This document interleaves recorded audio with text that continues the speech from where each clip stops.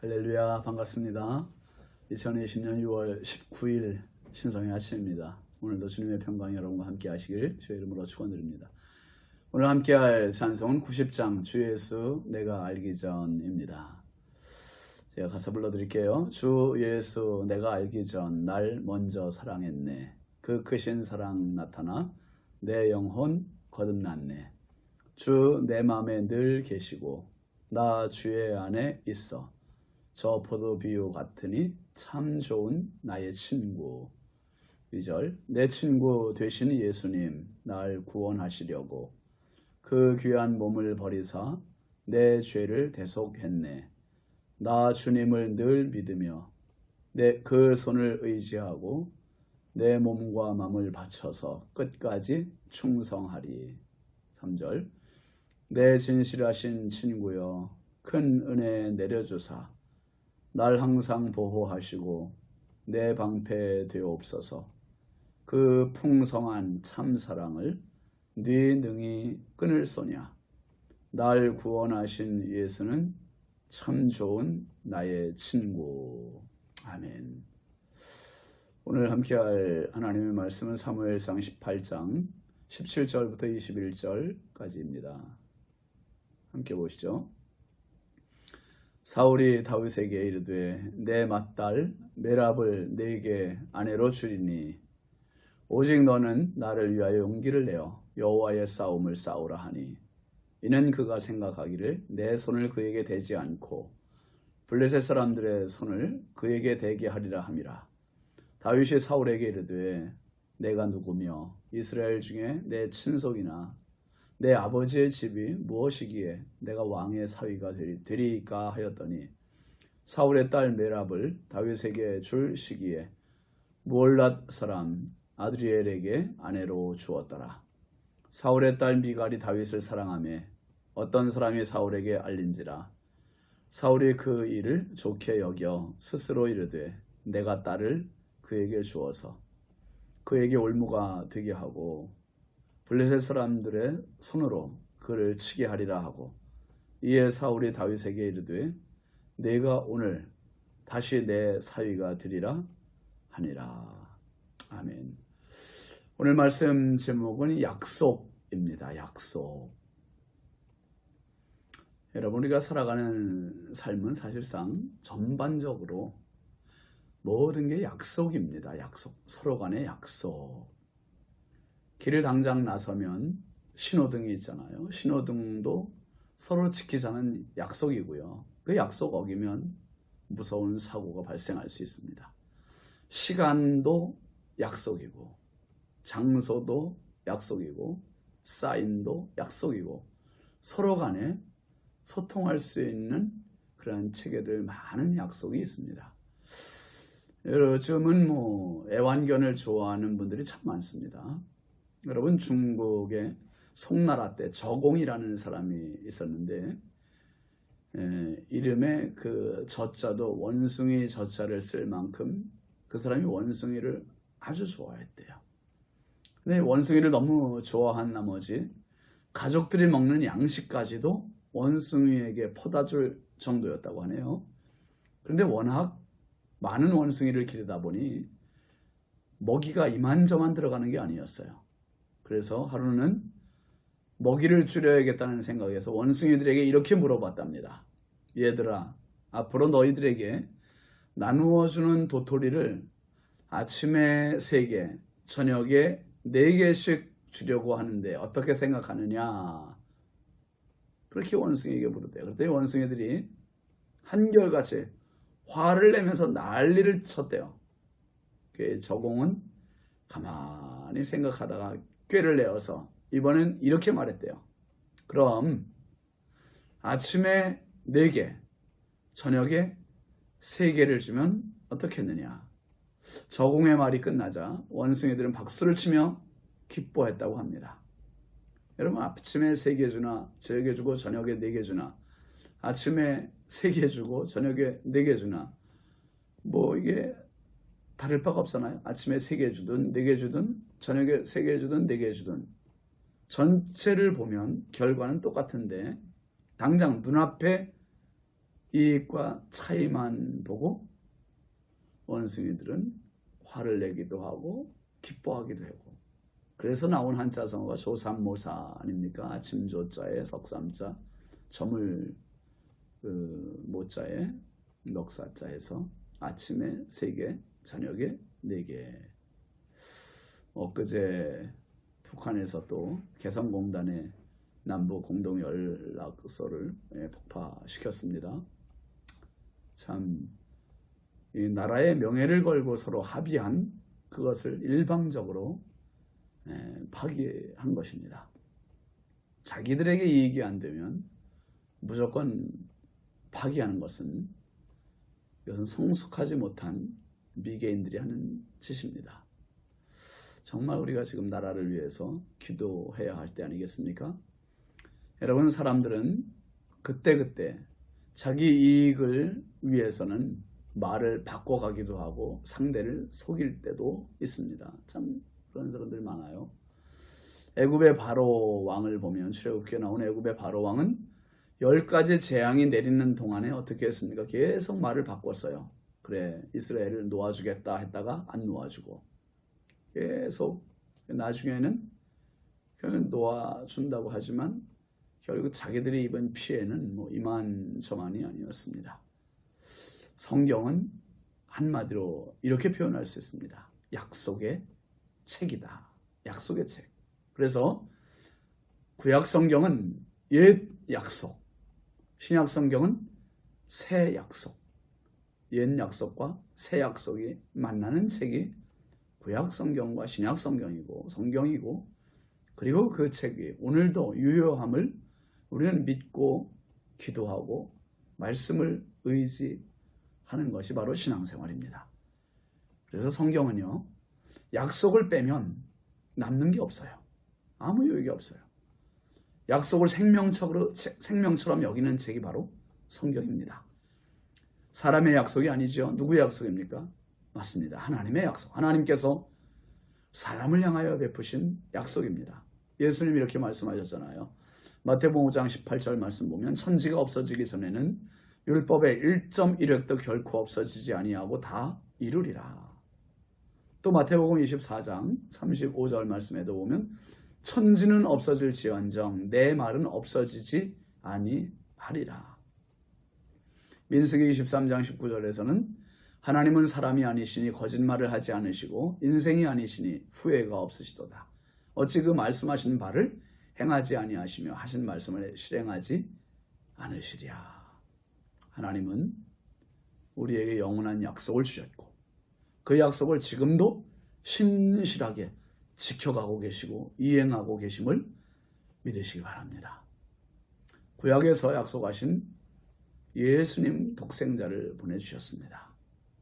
그리고 약속하신 대로 당신의 손해를 보시더라도, 고통이 있더라도 십자가의 고난을 약속대로 이행해 주셨고, 또 약속하신 대로 부활하셨고, 약속하신 대로 성령을 보내주셨고, 약속하신 대로 예수님은 다시 오실 재림의 주님이심을 믿으시기 바랍니다.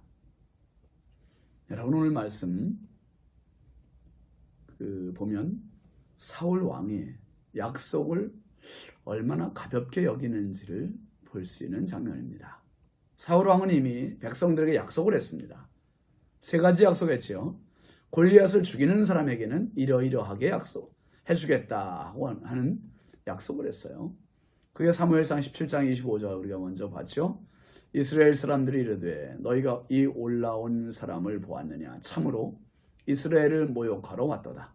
그를 죽이는 사람은 왕이 많은 재물로 부하게 하고 그의 딸을 그에게 주고 그 아버지의 집을 이스라엘 중에서 세금을 면제하게 하시리라.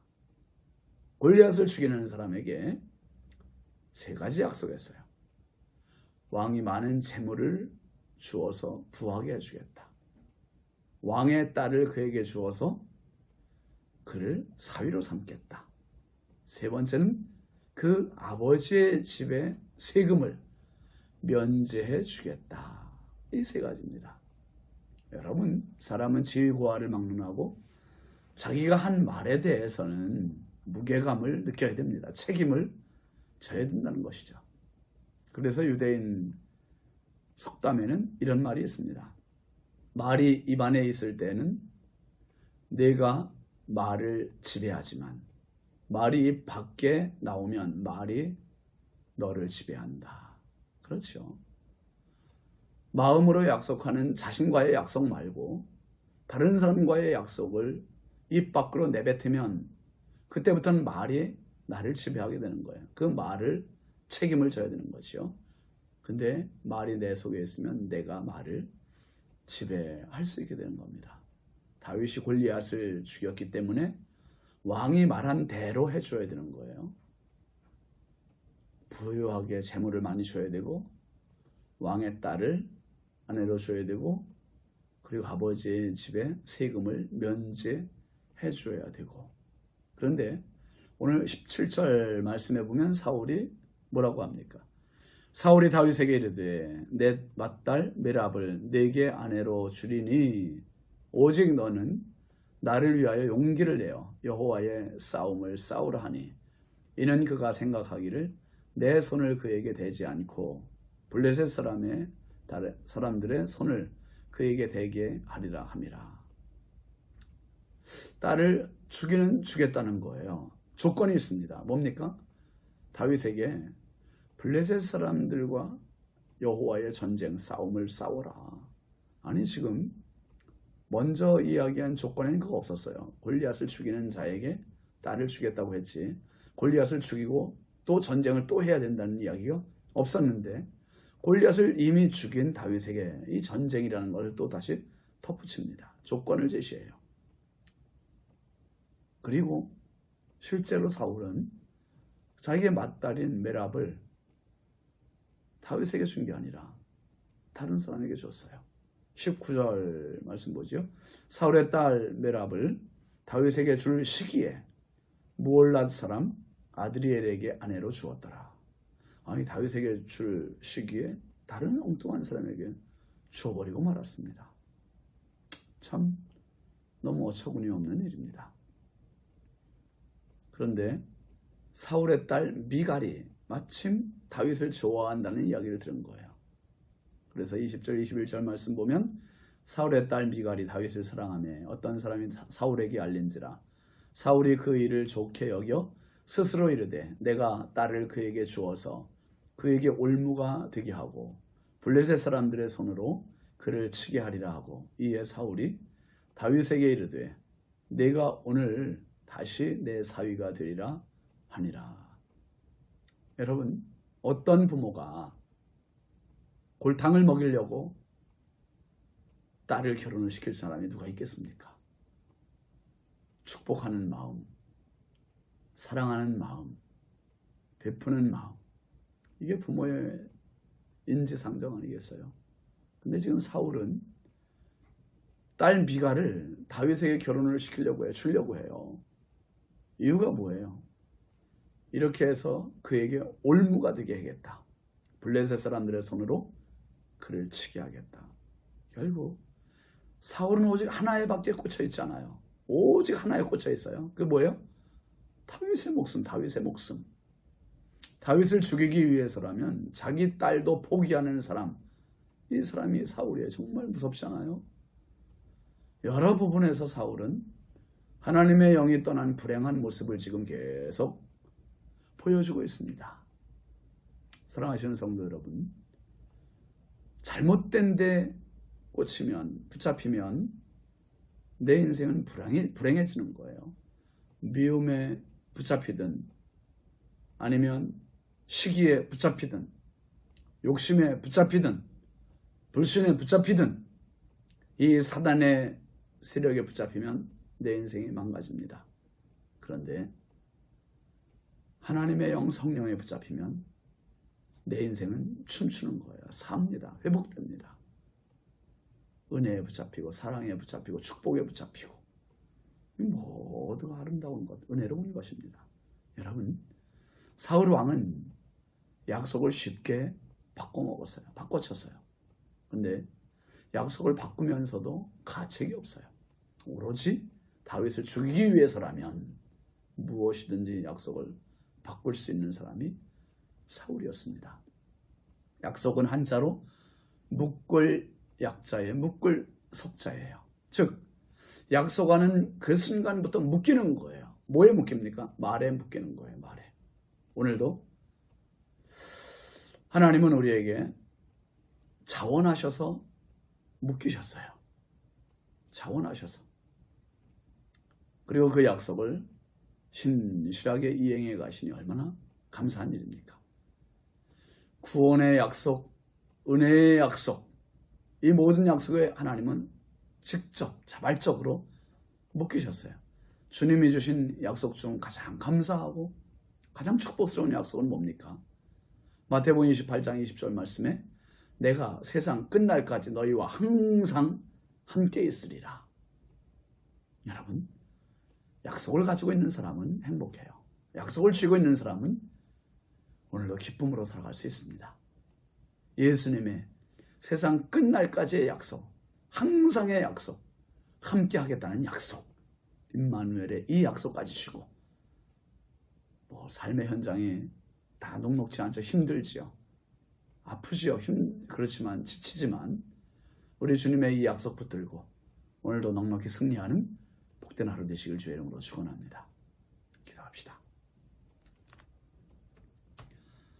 걸어가신 아버지 하나님, 주의 크신 은혜와 사랑에 감사합니다.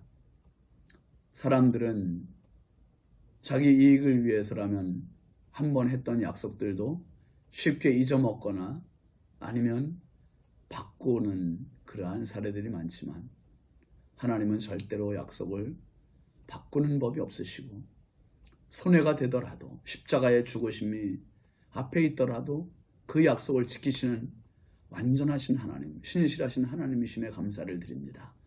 세상 끝날까지 너희와 항상 함께 있으리라 약속하신 주님, 우리는 불의할지라도 하나님은 완전하시니 주여 그 약속 붙들고 삶의 무거운 지침의 자리에서 날마다 주의 약속 붙들고 승리하는 저희들 되게 하여 주옵소서.